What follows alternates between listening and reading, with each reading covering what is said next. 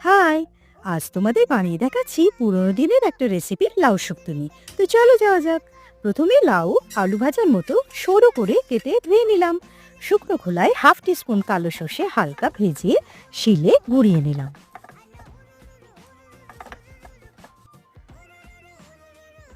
তারপর কড়াতে সর্ষে তেল দিয়ে তাতে তেজপাতা, দুটো শুকনো লঙ্কা আর গোটা জিরে ফোড়ন দিয়ে লাউগুলো দিলাম।